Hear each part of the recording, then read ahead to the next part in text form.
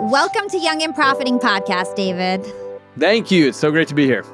I'm super excited. I love to learn about the brain, and so do my listeners. We've had a handful of episodes. Yeah, we love learning about the brain on Young and Profiting Podcast, and we've had a handful of episodes on the topic with renowned experts like Dr. Caroline Leaf, Dr. Daniel Amen, Jim Quick, and a few others. But I feel like we've still only scratched the surface on the topic. There is so much to learn about the brain, and I guarantee you, Young and Profiters, today is going to be an interesting episode because we have the brilliant David Eagleman joining us on Yap. So David is a neuroscientist at Stanford University. He's also the co-founder of Neosensory and BrainCheck. He also directs the nonprofit organization Center for Science and Law, and he's best known for his work on sensory substitution, time perception, brain plasticity, and neurolaw. He's had a PBS series. He also has a show on Netflix called The Creative Brain. In addition to all of this, David is a best-selling author, and his latest book, Livewired, The Inside Story of the Ever-Changing Brain, covers decades of research about our brain. So in today's discussion, my goal is for us to learn the basics of some of David's main topics like time perception, sensory substitution, and live wiring, while also focusing on the potential future state of the human experience. We seem to be at a point in human history where for the first time ever, we may have the power to do things like add a sixth or seventh sense. And I think it's super fascinating. I can't wait to get into it with David. So David, let's open up this conversation with some background on your childhood. You had an accident when you were 8 years old where you fell 12 feet from a roof. So tell us about that accident and how it influenced you to then learn about time perception years later. Yeah, so I slipped off the roof and I ended up breaking my nose on the brick floor below. But the thing that really struck me about it was that it seemed to take a long time to fall from the roof. And so I was thinking about Alice in Wonderland as I was falling and how this must have been what it was like for her. And, it felt like lots of time as I fell. And later, when I got to high school and I took physics and I learned D equals 1/2 AT squared, I realized, wow, the whole fall took place in 0.6 of a second. And I couldn't reconcile that. I couldn't figure out how how it had seemed to have taken so long. So I got really interested in perception. I became a neuroscientist, and I've studied a lot about time perception in my laboratory. And so one of the experiments I ended up doing then was dropping people from a 150-foot tall tower backwards in free fall, and they're caught by a net below. And I measured time perception on the way down. And I made a series of discoveries there. Essentially, the bottom line is we don't actually see in slow motion. Instead, it's a trick of memory. When you're in a life-threatening situation, you're laying down really dense memories such that when you read it back out, when you say, what just happened? What just happened? It feels like it must have taken a very long time. Yeah, that's super interesting. So essentially, it's the way that we're perceiving time. It's not that time actually slows down. Our brain has evolved to perceive time in that way. And it turns out that the whole world is sort of like an illusion in that sense. Can you talk to us about that? Well, that's right. I mean, there's a sense in which you're never perceiving time directly. You're always living at least half a second in the past. So it takes, photons hit your eyes, or air compression waves hit your ears, or whatever, I touch your toe, and those signals have to travel along nerves, which are very slow. I mean, thousands of times slower than, electronic signals travel in your computer. So it takes time for this stuff to move around in the brain, get to different places in the brain, and then it has to get stitched together with other senses. And by the time all of this gets done and you're served up a conscious perception of what happened, the event's already long gone by that point, and you're living in the past. So and by the way, I've been pursuing a hypothesis that taller people live farther in the past than shorter people because it takes longer to get all the signals there. So anyway, yes, we're never perceiving time directly. And when you are thinking back on an accident situation, you are, you're probing your memory. You're saying, what just happened a moment ago? And so all you're ever perceiving is your conscious perception. Now, by the way, of course, your body can do things much faster than that unconsciously. Like when, your foot gets halfway to the brake, when you realize a car is pulling out of the driveway ahead of you. that happens before you're consciously aware. You become aware by the time your foot's already on the move. So your brain can do lots of things that way. You know, when you're hiking with friends and you find yourself ducking out of the way of a tree branch that's swinging back towards you before you even realize that you're ducking, that kind of stuff can happen. But as far as our conscious perception of the world, that's always an old story. So interesting. So I mentioned that I'm going to try to talk about the future in a lot of our conversation. And so you may not have the answer, but I'm curious. I'm sure you've thought about it. Humans hate to wait, especially as, we get more technologically advanced. We don't even like to wait for our files to download on the computer, right? So do you think there's going to be some sort of a future where we can manipulate time in that way, where we feel like we're at least not waiting? I don't think so, actually, only because the human brain is enormous compared to, let's say, a housefly brain. The reason it's really hard to swat a fly is because the signals are moving around fast in that brain. I should say the signals are moving along the neurons in a fly brain exactly the same speed that they're moving with us, but it can get across the brain and do everything it needs to and get to the motor system of the fly really quickly because there's just not that much territory to cover. In contrast, the human brain is enormous. You have to cross vast swaths of territory with these signals to get stuff to happen. So there's a sense in which we are always going to live in the past. Happily, technologically, things have sped up a lot. And it's always struck me as so funny the way that we, once something speeds up, we say, oh, I never realized I could save time there, and then you can never go back. But often we don't realize there are ways that we could have saved time. Like, for example, if somebody invents something where you can wash all your dishes or wash all your clothes, like in 1 second, and then the thing's done and unloaded automatically, you would say, oh, great, I'm never going back. But, we do washing machines and laundry machines now, and it doesn't bother us too much. Yeah. So interesting. So one concept that I think is really important as we start to get a foundation of your work, and I think a lot of my listeners are really beginners, right? I think a lot of the terms that we're going to talk about in this episode are going to be brand new terms. And one of them is this concept of Umwelt, right? Umwelt. I think that's how you pronounce it. Umwelt. Yeah, that's it sounds German, right? Yeah, okay. exactly. So basically, it's this concept that our environment is perceived differently, like from human to human, right? We all are perceiving the world similarly, but differently at the same time. And so I'd love for you to explain that concept to us. Cool. Well, the easiest way to think about the Umwelt is that, looking across the animal kingdom. So, for a tick, for example, all it can detect is temperature and body odor. That's its only signaling mechanisms. And so its world is built out of that. Or for the blind echolocating bat, its world is built out of these, echoing sound signals. It lets out a chirp and it gets an echo back, and that's how it figures out the three-dimensional structure of the cave it's flying through. Or for the black ghost knifefish, it's just detecting it has electrical fields around it, and it's detecting when that gets perturbed by, let's say, a rock or some predator there. And those are the only signals that it has that it can pick up on from the world. And so that's this concept of the Umwelt, which is, that's how it constructs its reality. And what I've always found interesting is that presumably we all, every animal species accepts its reality as the entire reality out there, because why would you stop to ever question or think that maybe there's something beyond what you can detect?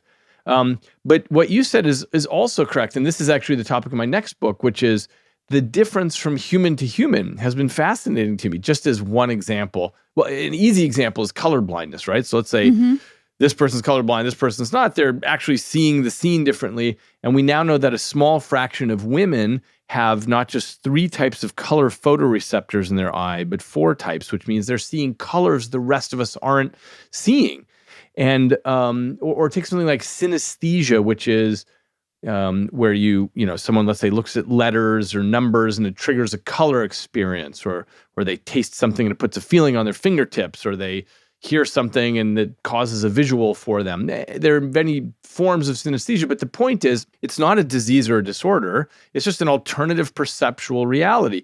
And different people, like 3% of the population has synesthesia and others don't. Or something that I've been studying a lot lately is what's called hyperphantasia, or at the other end of the spectrum, aphantasia, which is how you visually image something. So if I ask you to imagine an ant crawling on a tablecloth towards a jar of purple jelly, for some people, that's like a movie in their head. They can see the whole thing. Other people, it's just conceptual. There's no picture there at all. So the first group is called hyperphantasic. The second group is called aphantasic.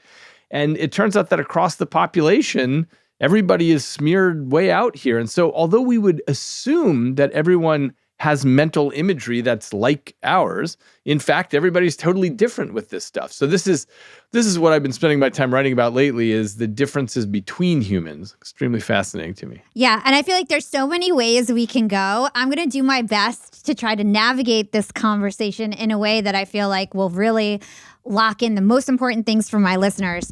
So I feel like I do want to stick on the topic of animals. I think this is really interesting. You alluded to it before that, as humans, we experience things that are normal to humans, our five senses. But then like a dog has this amazing experience with their nose and smells, right? And all of these other animals have senses that we can't even imagine what that would be like.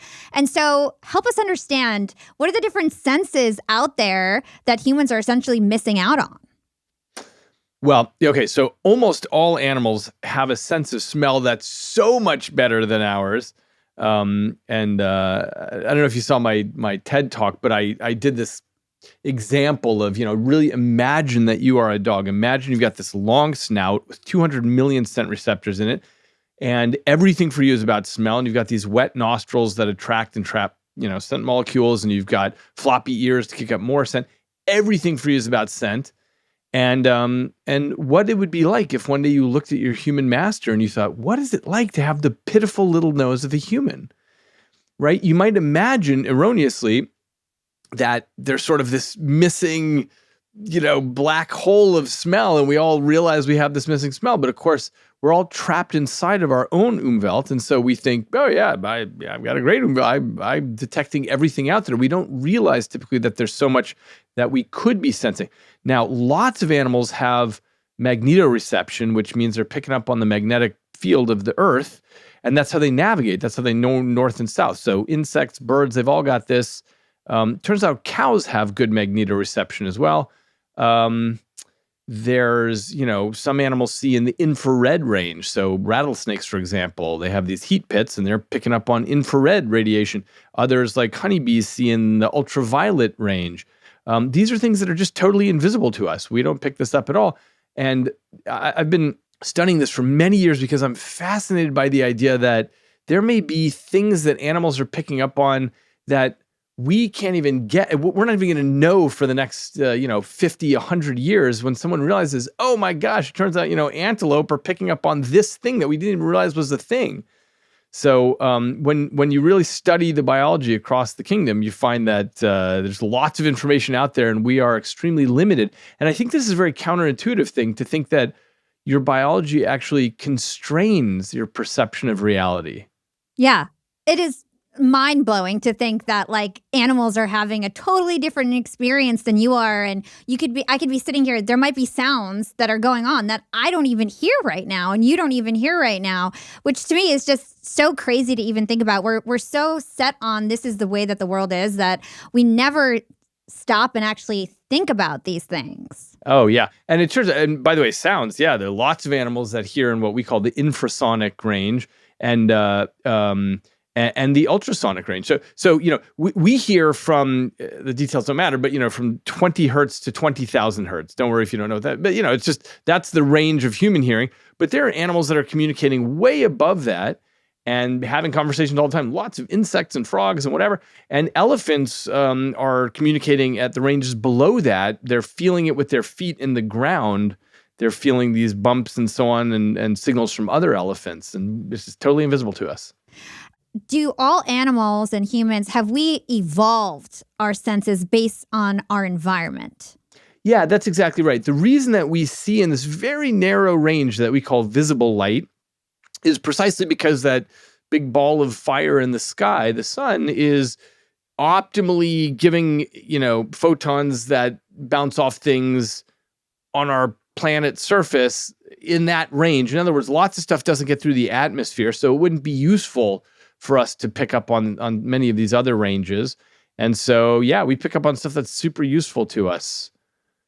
Yeah, and then I guess we just evolve and start to focus on certain senses that are more helpful than others, which I guess is why humans really focus on vision and hearing, I think, more than other senses. That's right. Now, it's not clear, for example, why we have lost so much skill with smell. But everything is constrained. So if you're getting better at this and you're devoting more real estate in your brain towards vision, then you're going to lose some real estate in smell, for example. And so somehow when everything balances out, we've ended up exactly as we are. Yeah.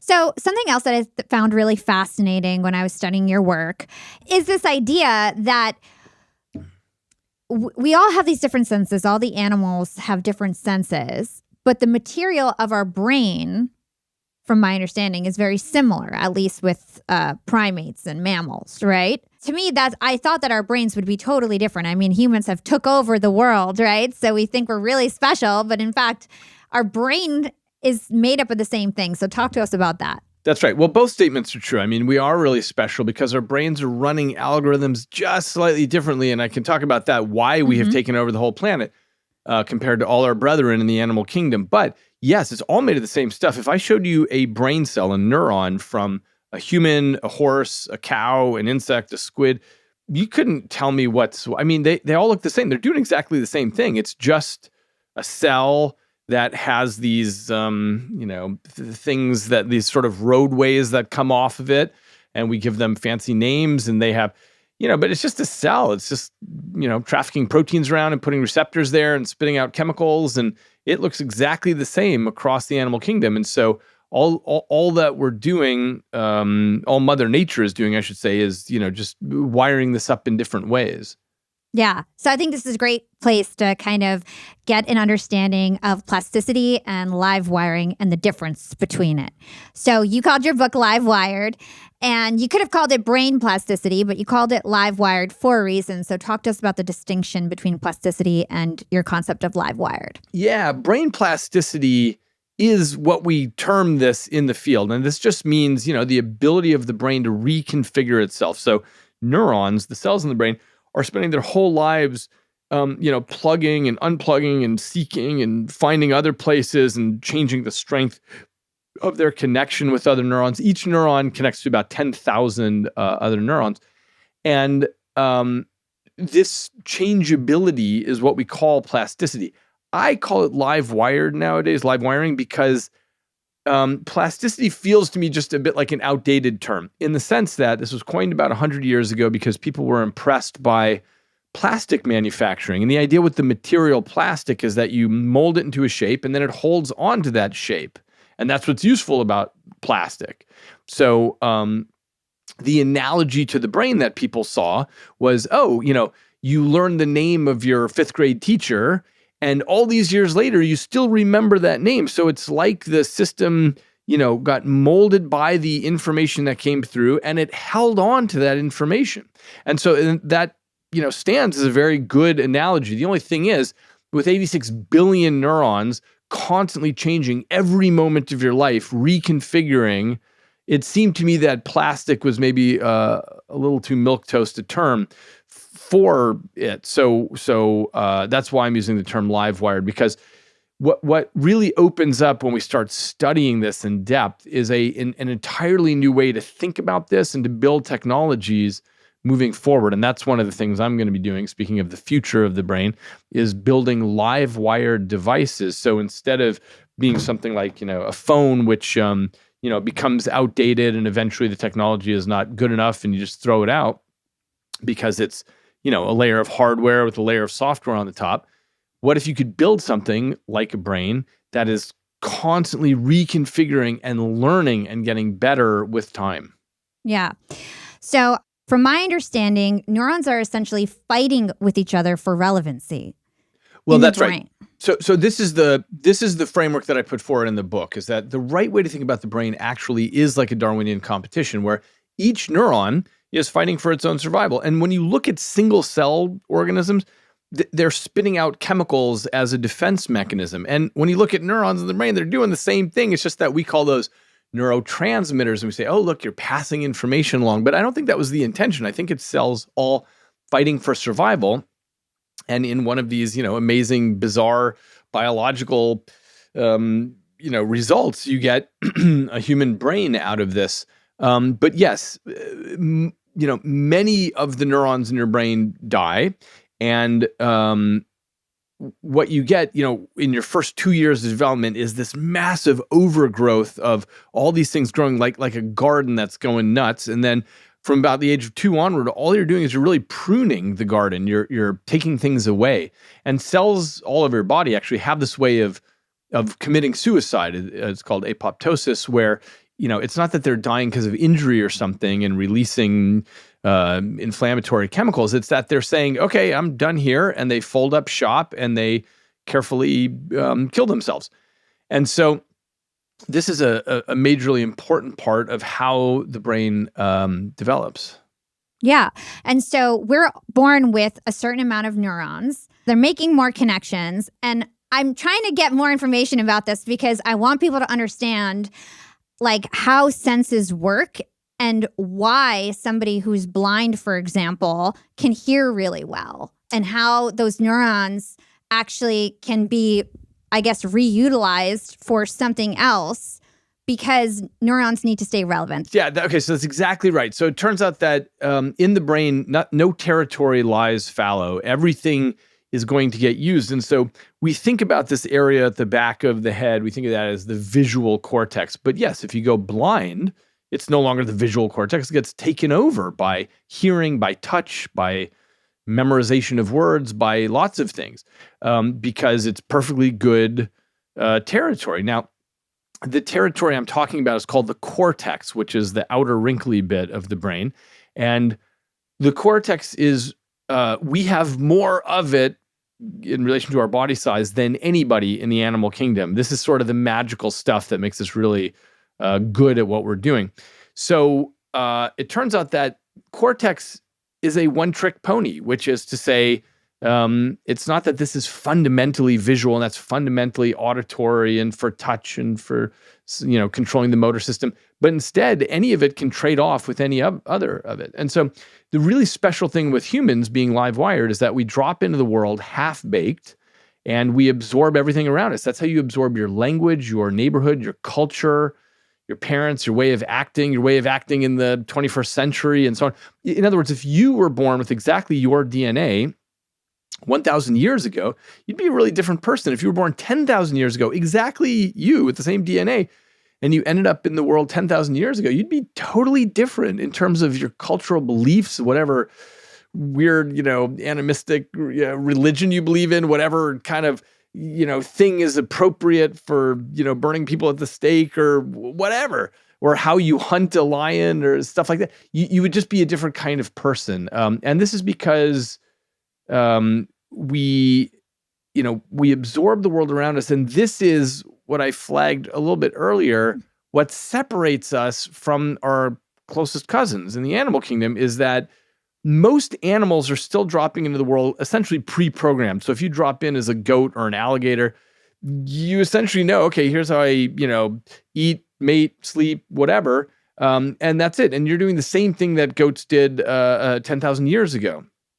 But when you drop in as a human, you, in your first several years, essentially get to learn everything that humans have discovered up until now, and then you springboard off the top of that. And that's what has led to the success of our species. We've taken over every corner of the planet. We've gotten off the planet.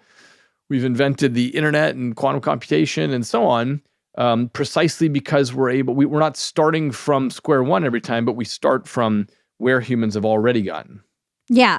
I think this is such an important point. So essentially what you're saying is that we're born, and you kind of use the analogy of a computer very often. We're born with all these software packages that unpack at certain timelines. For example, the puberty software package that unpacks around 13 years old for everyone. But at the same time, we're supposed to interact and be social animals and absorb information, right? So what happens to people or children who don't get a chance to absorb information?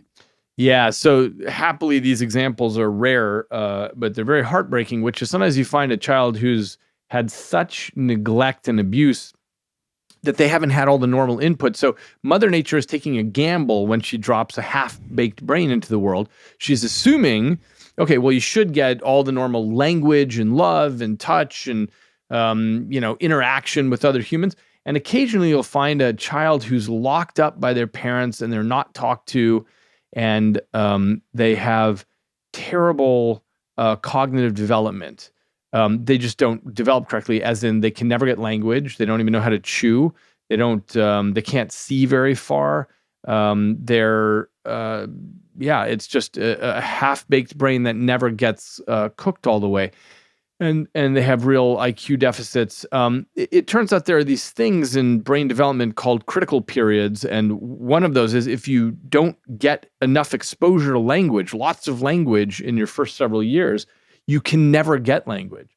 So often these children are rescued at some point, and a whole horde of psychologists move in and give them lots of love and lots of training and language and things like that. But it turns out it's too late. You just can't even teach language at that point. And to me, as somebody who's not a brain scientist or anything like that, I thought that the brain was supposed to be plastic, this idea of plasticity. So is it true then that there's certain parts of the brain that just cannot keep, I guess, changing or adapting?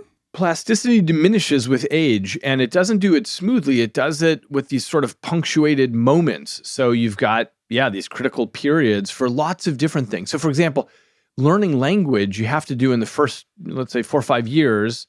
If you're not exposed to language, you just can't get it. But other things, like let's say accent, if you move to a new country before the age of 13, you typically won't have any accent in the new country. But if you move after the age of 13, it's very difficult to sonically morph into that culture. You'll always retain an accent. So I use in the book an example of Mila Kunis and Arnold Schwarzenegger, both of whom were born outside of America. But Mila Kunis moved here when she was 7 from Ukraine. She'd never spoken English before, but she doesn't have, you can't tell that she has any accent to her American English. But Arnold Schwarzenegger moved here when he was 20.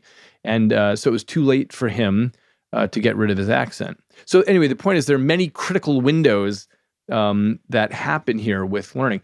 That said, there are many things where you retain plasticity your entire life. So for example, your body, as controlled by your motor system and your sensory system from your body, this is plastic your whole life. You can learn how to, kiteboard or parachute or you can learn all kinds of new stuff, take up a pogo stick if you want, at any age. But things like your visual system, that gets less and less plastic with time because it says, okay, I got it. This is what the world looks like. And it sort of hardens into place. So interesting. Yeah, fam, registration for my February LinkedIn Secrets Masterclass is now live. Don't miss the chance to catch this live in-person masterclass taught by me February 22nd to the 23rd. Get thousands of new followers on LinkedIn a month, 10 to 100x your engagement, and convert your following into paying customers. They call me the podcast princess, but you may not know I'm also the LinkedIn queen. I'm one of the top influencers on the LinkedIn platform, and I've totally figured out and hacked the LinkedIn algorithm. Learn what took me 5 years and just 2 days of hard work. Today I run Yap Media. It's known to be the #1 LinkedIn marketing agency, and I'm behind many of the LinkedIn influencers you know and love. Learn the same strategies I use to build their brand to grow your brand today. You'll learn live from me over 2 days, and I'll take you from zero to knowing 99.99% more than anyone else about LinkedIn. I'll help you develop your personal brand, your voice identity, your visual identity. I'll teach you everything you need to know about design, copywriting, and I'll take you through the LinkedIn algorithm and teach you all the engagement hacks you need to know to absolutely dominate on the platform. And lastly, we'll cover sales strategies to help you truly become young and profiting. Go to yapmedia.io/course and use code YouTube to get 40% off the masterclass today. This is by far the highest discount I'm giving out, and only for my Young and Profiting YouTube listeners. So keep this between us. Again, that's yapmedia.io/course and use code YouTube to get 40% off the masterclass today. The session is February 22nd to the 23rd. Act fast because the session is filling up and I'm capping it at 100 seats. I'll see you in class. So I'd love to get your breakdown of how it actually works to hear or see. Like, what's the mechanics behind that? And if you can go over your Mr. Potato Head model. Yeah, well, so it turns out that we've got these sensors like our eyes, which are these two, spheres in the front of your skull that pick up on photons. And they have chemical reactions. They pick up on photons and they send electrical signals back into the darkness of the brain.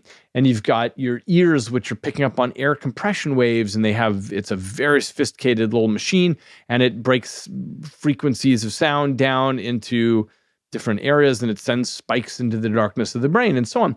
And it turns out that, this is the weird and wild part, is that we sort of feel like, oh yeah, I'm just seeing the world. It's like I'm piping light into my head and I'm piping sound into my head, but that's not it at all. Your brain is locked in silence and darkness, and all it has are these billions of neurons sending electrical signals around, and that leads to chemical signals, and that's it. And so all of this is a construction of the brain, what you're seeing, what you're hearing, and this is a very wild and deep thing to get your head wrapped around, but anyway, that's just the biological truth of it. And so my potato head model that I proposed a little while ago was that it actually doesn't matter how you get the information into the brain, as long as you get it there. You can send information through a very unusual channel, and as long as the information gets there, the brain will figure out what to do with it.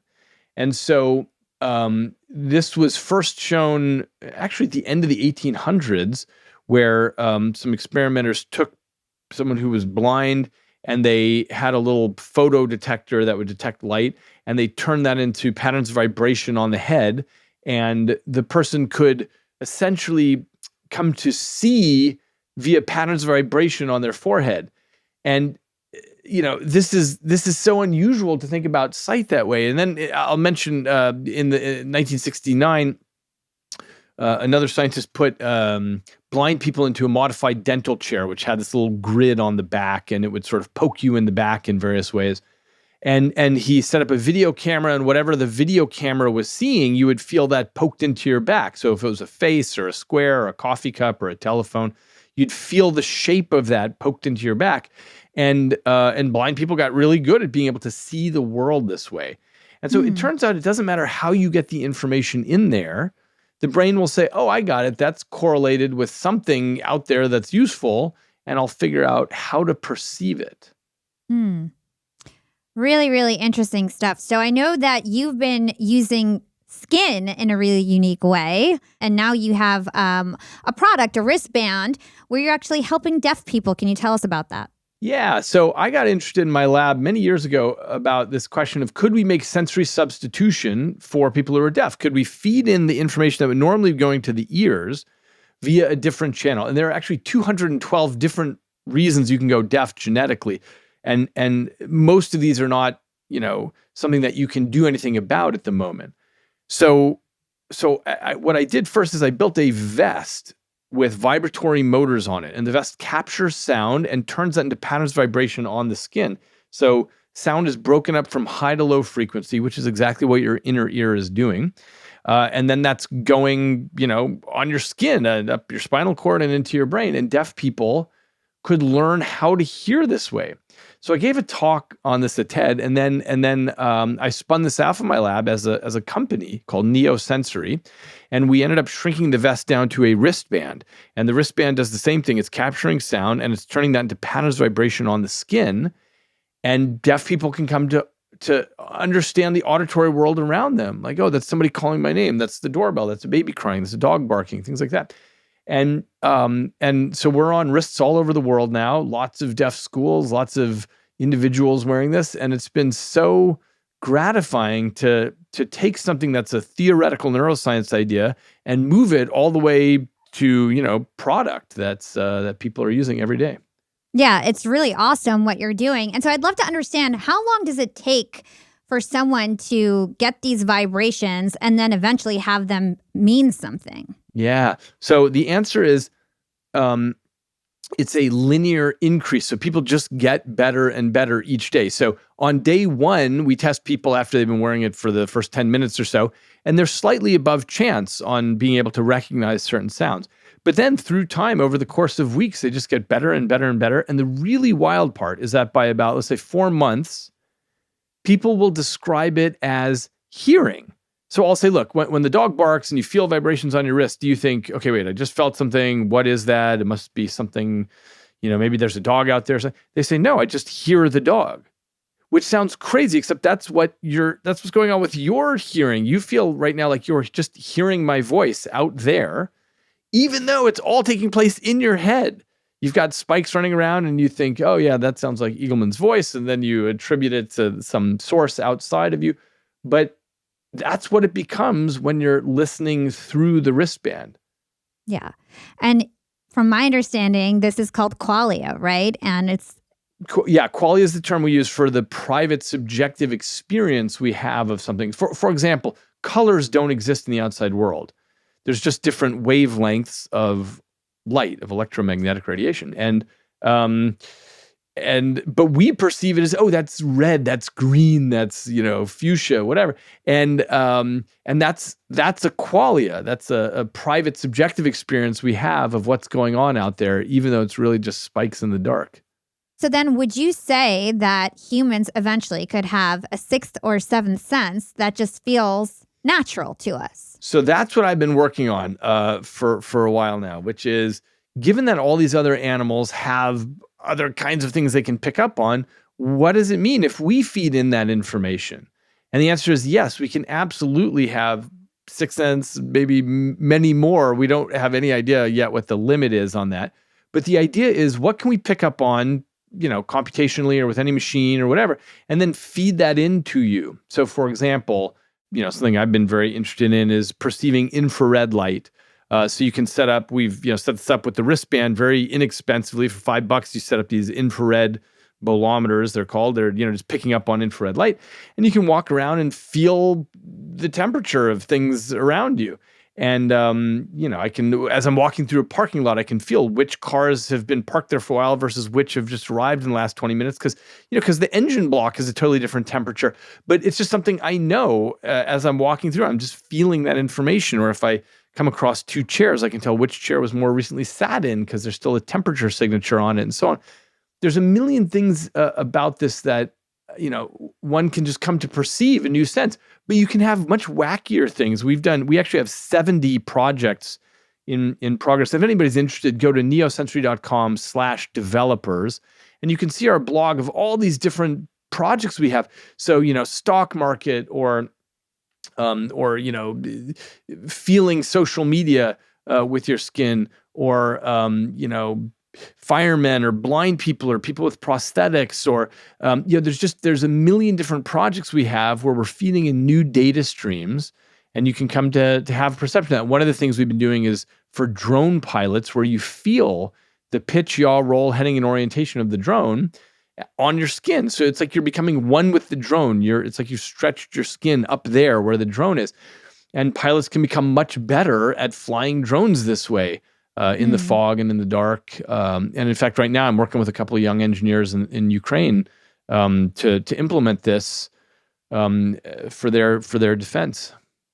Very interesting. Okay, so I want to switch back to what we were talking about a little bit earlier when we were talking about our senses or our neurons sort of fighting for their territory, because I want to get into the concept of dreaming. I think it's super interesting. And I want you to explain why we actually dream. So this is a hypothesis that my student and I came up with some years ago, which is the following. If you go blind, as we mentioned earlier, if you go blind, that territory or visual cortex gets taken over by neighboring kingdoms of data like hearing and touch. But the surprise in neuroscience is how fast this can happen. So some colleagues of mine at Harvard did this experiment where they took normally sighted people and they blindfolded them and they put them in the brain scanner. And what they found, to their surprise, is that after about an hour, they could start seeing activity in the visual cortex when you touch somebody or when you play a sound for them, you're actually seeing the visual cortex start responding to that. And what that means is that this takeover process can start happening really fast because essentially everything in the brain is wired up to everything else. There's these very long distance connections such that everything has, roadways to get wherever it needs to get. And so somehow this takeover starts after about an hour. So what we realized was, given the rotation of the planet, this causes a real problem for the visual system because you end up in the dark for half the cycle. And obviously the thing of interest here is evolutionary time before we had lights, which is just the last, nanosecond of evolutionary time where we had lights or even fire. Most of our history, it's been extremely dark at nighttime, and that means your visual system is disadvantaged during the night. You can still hear and smell and taste and touch during the night, but you can't see. And so we realized the problem is the visual system needs some way of defending itself against takeover, and that is what dreams are about. So every 90 minutes, you've got these very ancient circuits in your midbrain that just blast random activity just into your visual cortex. That's the only place it's hitting, is just primary visual cortex. And every 90 minutes just blasts random activity in there. And so dreaming is the brain's way of defending the visual cortex against takeover. It's essentially a screensaver. So we published this, and we studied 25 different species of primates and looked at how plastic they are. In other words, humans are extraordinarily, adaptable and plastic in their brains. And that means they're at higher risk of the visual cortex getting taken over. Whereas other primates, like the gray mouse lemur, it's called, happens to be very, let's call it pre-programmed, where it, hits adolescence fast and learns how to walk fast and weans from its mother fast and all this stuff, reproduces fast. And so we looked at how much dreaming there is. And it turns out humans have lots of dreaming to prevent takeover of the visual cortex, whereas other, less flexible animals have less dreaming because they just don't need it as much. Yeah. So if I have this right, basically our visual neurons are being active at night and dreaming. Even though we're not actually seeing anything in our head, those same neurons are basically working so that they can keep their territory, so that they can stay relevant in the brain. That's exactly right. Yeah, it's so interesting. And you say that you actually hate dreaming, and you feel like, I've heard you say, you think dreams are meaningless, and you feel like it's sticking your head in a night blender when you go to sleep. So I'd love to understand why are dreams meaningless then? Because a lot of people make up these stories, like I can tell the future with my dreams and things like that. But you say that's nonsense. Yeah, it's just random activity. What happens is, the synapses, the connections that are hot during the day are the ones when you blast random activity in there, those, tend to be the stories that get activated. So, if I'm thinking about my boss who said this to me, or I'm thinking about this big thing that I have to do tomorrow, then it's likely that that's going to come up in my dreams. But we all know dreams are just, they're so weird in their plot lines. And because the brain is a natural storyteller, we end up imposing narrative. And by the way, when you wake up and you tell somebody else your dream, you're doing a whole nother layer of imposing narrative on it, because even just saying it out loud, you have to sort of make things make sense. But truthfully, it's just random activity. And it's kind of like a Rorschach blot. If you just look at some random blob of ink, can you see things that you think are relevant to your life? And you say, oh yeah, that looks like, this is sort of a blob that's telling me that I should go change careers and whatever. We can do that with our dreams as well. It's just random activity. And you can say, yeah, that, I really thought of something here, whatever. But yes, it's all random activity. And what we do is we impose meaning on it. Yeah. And I have to say, yeah, some of us do. I mean, I've done it. I think a lot of people try to make dreams this like magical experience, right? And I feel like so much of the human experience can be pretty silly in this way.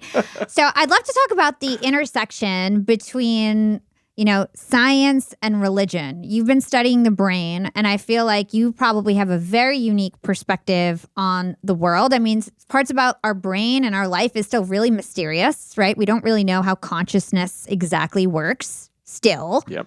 And so there is mystery and sort of magic to like still because we don't understand everything. But, I'd love to understand what you feel about all of this now. My general feeling on it is the world is full of mystery. The amount of stuff we know in science and have written down in big fat textbooks is a tiny fraction of what's going on out there. Actually, I wrote an article in Discover magazine back in 2004 called 10 Unsolved Mysteries of Neuroscience, and they're still unsolved. I mean, we are in deep mysteries all around us. And yeah, take consciousness. I mean, consciousness, somehow you put together all this physical stuff of the brain and you experience qualia, as we talked about. You experience pain and the beauty of a sunset and the taste of cinnamon and, the smell of lemon pie and all these things that we experience, but we have no idea how to build pieces and parts. We can't build, with transistors, a computer and say, oh yeah, it's enjoying this, even though I'm laughing at this YouTube video that I'm watching, the computer presumably is just moving around zeros and ones and not entertained by it. But somehow our brains, we think we're just made of cells, and yet we are feeling stuff. So there's lots of mystery around us.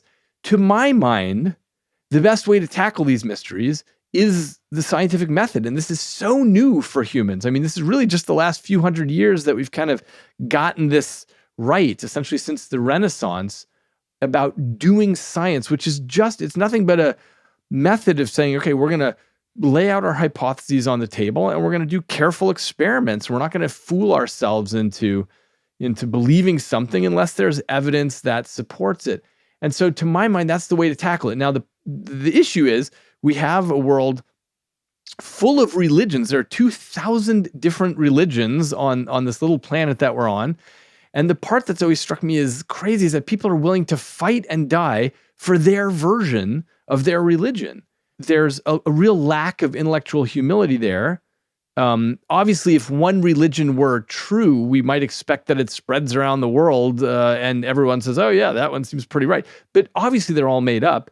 And when you look at stuff like, Judeo-Christian Islamic religion, has this idea that the earth is 6,000 years old. Well, the Japanese were making pottery 7,000 years ago and people were writing on caves 30,000 years ago and so on. So you'd have to explain how they got there before the invention. I mean, it's so goofy, this idea of like Adam and Eve and creation and so on is so clearly incorrect that there's absolutely no reason to believe in this religious story.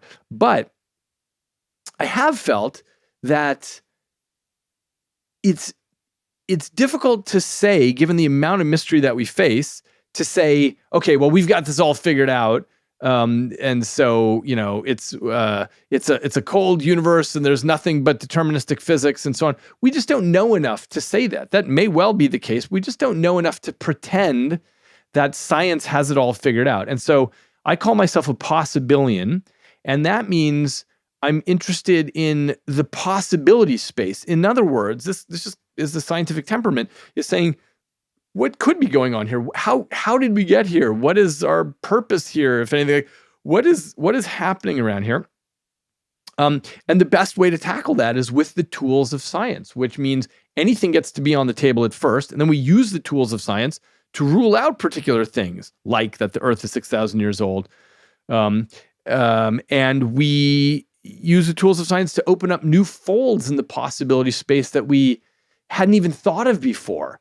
But the idea is the scientific temperament always allows lots of hypotheses on the table, and then we gather evidence to weigh in favor of some of those and and against others. And that's what I think we should be doing. That's what I call possibilianism. And I actually presented this in a TEDx talk many years ago, and I got hundreds of emails right afterwards from people saying, hey, I think I'm a possibilian too. And it became this worldwide movement. There were newspapers and articles that people sent me from India, from Uganda, from whatever.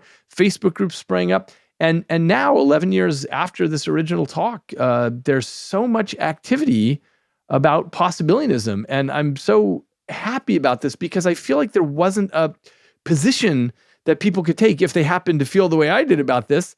The only thing that was available is to say, okay, either I'm religious and I believe what my parents and my culture told me, or I'm I'm a strict atheist on the other end of the spectrum, where I think nothing interesting is going on here. There's nothing else in the universe for us to understand. Or you would call yourself an agnostic, which means I don't know. That's all agnosticism means, is not knowing. But possibilityism is a much more active thing of saying, hey, we're going to go out and explore the possibility space and shine a flashlight around this and try to figure out what's going on. And I feel like this is so positive for mankind. I feel like it could really help solve a lot of the self-inflicted issues that we have as people. Yeah. Yeah. To this day, it's every time I see religious conflict, it just blows my mind. I mean, the whole history of Europe was really defined over the last 500 years, was defined by fights between the Catholics and the Protestants. I don't mean fights, I mean killing, like murdering. And it feels like you look at this stuff and it's so goofy.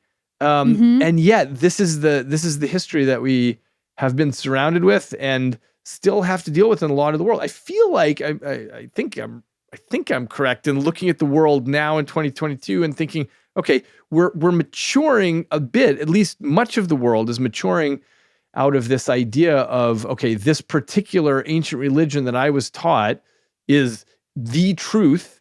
But anyway, I hope that's right. Let's talk about the future a little bit, and then we can close this out. David, thank you so much for your time. Yeah. I want to talk about your book, Livewired, right? Much of the world and how we view it is very much like hardware and software. And so I'd love to have you help us imagine what a future could be like if Livewired was put in the picture in addition to this hardware and software world that we live in. Yeah. I mean, so this is going to be my next, so I'm running 3 companies right now, but this is going to be my next one, is called Livewired, because I'm really interested in building this. I mentioned this before. I just feel like the way we think about building all our technology now and the way that everything is set up, our factories are set up and our education system is set up is, okay, yeah, you make a hardware layer and then you put software on top of it. And that's been a great idea and it's been super successful, but it's just not the way that biology ever does anything. And biology can do extraordinary things that computers cannot. And as I mentioned earlier, computers are obsolescent from the day they come off the factory. So I'll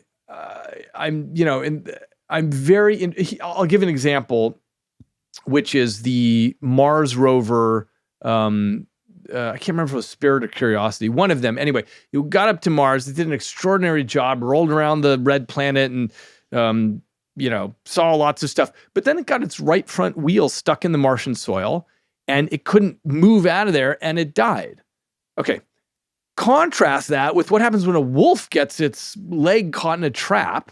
The wolf chews its leg off and then figures out how to walk on 3 legs. It's not that it was pre-programmed to walk on 3 legs. It just figures it out. It figures out how to make that happen because it is driven by, motivations. It wants to get to food, to water, back to its pack and so on. So it just, figures out how to run its body differently. And wouldn't it be great if we could build $1 billion Mars rover, if we're spending all that money and effort on it, if it could just, saw off its wheel and then figure out how to operate in a different way. So this is the idea of live wiring. And it's still the case that almost everything we program and the robots we build and the Mars rovers we build are all totally pre-programmed. This is what your body looks like. This is how you're going to operate it, as opposed to letting it operate like a human infant where it has to figure out its body. I mean, imagine building a robot that flops around for years and eventually crawls and eventually learns how to walk. That's the kind of thing we need to do if we want it to be flexible and live wired. And so I'm very interested in the possibilities. I think the future is going to be much more biological than the way we do it right now, which is we build hardwired machinery that is inflexible. Yeah. And so my next question for you is, what's the difference between Livewired and AI? Because from my understanding, AI is supposed to be it learns and can adapt. So I'd love to understand the difference there. Yeah. I mean, the thing about AI, it can do very impressive things, but it's still not nearly as good as a kid. A 5-year-old can walk into a room, navigate a very complex room, between the couches and under the table and whatever, can find her way to food and put food in her mouth, can socially manipulate adults, can do all these things. AI is really stupid in comparison to that. It's very good. It's extraordinarily good at, for example, image recognition or categorization of things. But it can only tackle problems that are discrete and rule-based. So, for example, AI is great at chess and at Go. It's beat the world champions at that. But that's only because that's a constrained, rule-based system that doesn't have anything outside of it. And the real world is nothing like that. And so, by the way, even though people often think, oh my gosh, AI can do anything, it's taking over everything, it can't even do any sort of strategy-based video game where you're running around with a gun and you're having to do strategies or whatever. It can't do well at any of that stuff. So that's the difference, is that a live-wired child can figure out all kinds of things in the world. AI can only do these very basic things right now. Yeah, and this makes me feel good because I think all of us are really worried about AI. We're told to get worried about it, right? We're sort of fed this. So as somebody who studies the brain, do we have anything to worry about?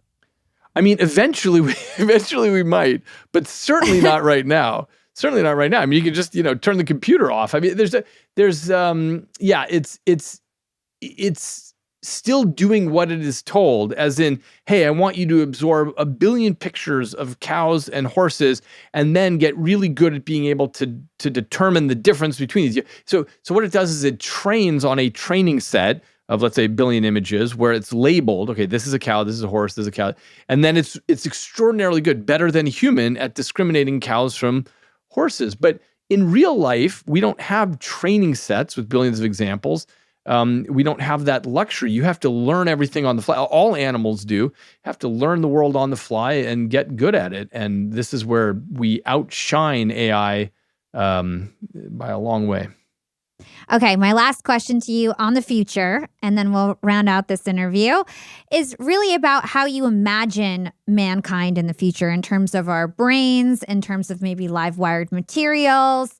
Tell us about how you imagine the future, knowing all that you know. Yeah, it's going to be pretty different. I mean, for one thing, we'll be much better at actually being able to measure what's going on in the brain. So, for example, right now, our best technology is called functional magnetic resonance imaging, fMRI. You stick somebody in the brain scanner, and you can tell sort of crudely where the activity is happening in the brain. And, we make all kinds of theories, and we do, I've written hundreds of papers on this topic, but the fact is it's a crude technology. What we really need to understand how the brain is working is to be able to see the activity in each one of the 86 billion neurons in real time, and they're each chattering along, 10 to hundreds of spikes per second. We're nowhere near that kind of technology, but eventually we will get there, and that will generate a completely different kind of understanding of how the brain actually works. We're still missing really most of how the brain is actually doing what it does. And when we get to that point, we'll be able to read and write, from the brain and to the brain. And that's going to change everything. Right now, the brain is really locked in this armored bunker plating of the skull, and we can't do much with it except for, I can I can try to read your intentions and you mine by our words and by our behavior, but it's pretty limited. So there may be in the distant future, straight brain-to-brain communication, which is a very different sort of bandwidth of communication.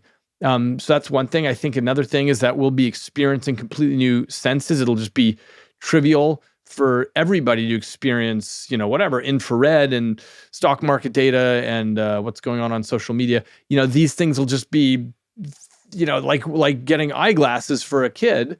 We'll have all that.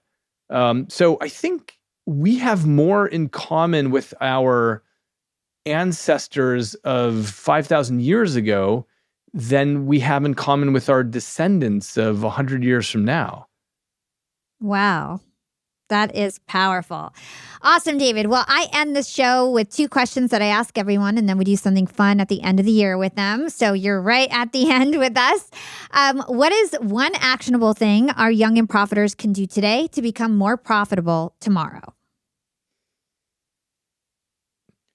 Seek novelty. So the key is doing things that you're not already good at, because that's how you exercise the brain and build a stronger brain, is by doing things you have not done before. Okay, so challenging your mind, learning new things. Yeah.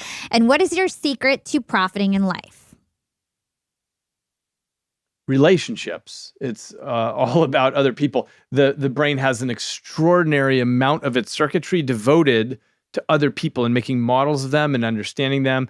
And I think one of the key things in life, especially now during our polarized era, is to really try standing in the shoes of other people, especially people that you're disagreeing with, and try to understand the world from their point of view. Awesome. That's awesome. You know, that was one of the biggest themes this year is everybody was talking about relationships. So very cool, David. Where can everybody learn more about you and everything that you do? Eagleman.com. Awesome. Well, thank you so much for your time. Thanks. Great to be here.